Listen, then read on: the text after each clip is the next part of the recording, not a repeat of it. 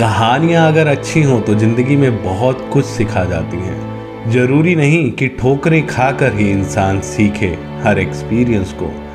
कहानियों से हमें वो एक्सपीरियंसेस मिलते हैं जो ज़िंदगी में बहुत काम आते हैं। तो सुनते हैं एक ऐसी ही कहानी जो आपको अपनी ज़िंदगी को देखने के मायने बदल देगी। ये कहानी है एक प्रोफेसर की और एक स्टूडेंट की। एक स्टूडेंट जो क्लास में हमेशा उदास बैठा रहता था। प्रोफेसर ने अपनी क्लास ख़त्म करने के बाद कई बार नोटिस किया ये एक लड़का पूरा टाइम अपनी क्लास में उदास ही रहता है। इवन क्लास ख़त्म होने के बाद भी ये अपने डेस्क पर ऐसे ही बैठा रहता है, जबकि बाकी के स्टूडेंट अगली क्लास के लिए चले जाते हैं या तो अपने दोस्तों के साथ बातें करने लग जाते हैं, पर ये लड़का यूं ही अकेला बैठा रहता है। तो काफ़ी दिन यूं ही गुजर जाने के बाद जब प्रोफेसर से रहा नहीं गया तो उसने उस स्टूडेंट को अपने स्टाफ रूम में बुलाया और उससे उसके इस बिहेवियर का कारण पूछा। प्रोफेसर ने स्टूडेंट से पूछा कि क्या वो कारण है जिसकी वजह से तुम हमेशा उदास रहते हो? क्या वो कारण है जिसकी वजह से तुम्हारे कोई दोस्त नहीं है?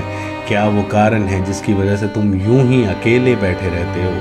क्या वो कारण है जिसकी वजह से तुमने अपनी ज़िंदगी को इतना उदासीन बना लिया है? तो वो लड़का कहता है कि sir, I am sorry for my behaviour, but कुछ चीज़ें मेरे पास में, मेरे जीवन में ऐसी हुई हैं जिन्हें ना तो मैं आपको बता सकता हूँ और ना ही मैं उन चीज़ों को भूल पा रहा हूँ, जिसकी वजह से मेरा दिमाग, मेरा शरीर, मेरी आत्मा हमेशा मुझे उस चीज़ की याद दिलाती रहती है, मेरे उस पास्ट की याद दिलाती रहती है और मैं हमेशा उसी के बारे में सोचता रहता हूँ, इसीलिए शायद मैं उदास रहता हूँ। तो प्रोफेसर ने बोला कोई बात नहीं, you are a good student, तुम कर लोगे, धीरे धीरे you will cope up with it. एक काम करना, शाम को मेरे घर पर आकर मिलना, शायद मैं तुम्हारी कुछ मदद कर पाऊँ।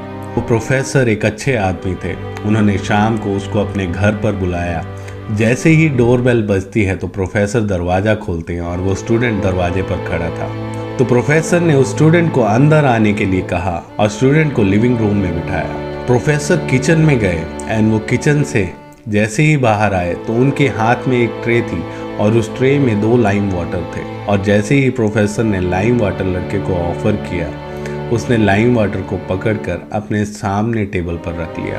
तो प्रोफेसर ने कहा कि मैं यूं ही अकेले ही रहता हूं और this is what best I can make for you, the lime water. I hope तुम लाइम वाटर पसंद करते हो। तो लड़के ने बहुत ज़्यादा ना बोलते हुए हाँ के जवाब में सिर हिला दिया। जैसे ही उसने लाइम वाटर का सिप लिया, उसने अजीब सा मुंह बना लिया। तो प्रोफेसर ने उसको पूछा क्या हुआ?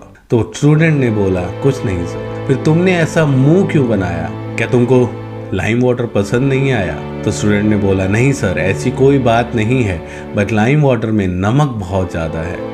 तो प्रोफेसर ने बोला सॉरी, मैं बहुत ज़्यादा घर के काम नहीं करता हूँ तो इसलिए हमेशा गड़बड़ कर देता हूँ। लाओ मैं ये दोनों लाइम वाटर अब बाहर फेंक देता हूँ। तो स्टूडेंट ने बोला नहीं सर, फेंकने की क्या ज़रूरत है? इस नमक के स्वाद को कम करने के लिए हम इसमें थोड़ी और चीनी मिला लेते हैं तो ये लाइम वाटर ठीक हो जाएगा। तो प्रोफेसर ने बोला आर यू श्योर? थोड़ी सी मिठास मिलाकर क्या इस लाइम वाटर के खारेपन को ठीक किया जा सकता है?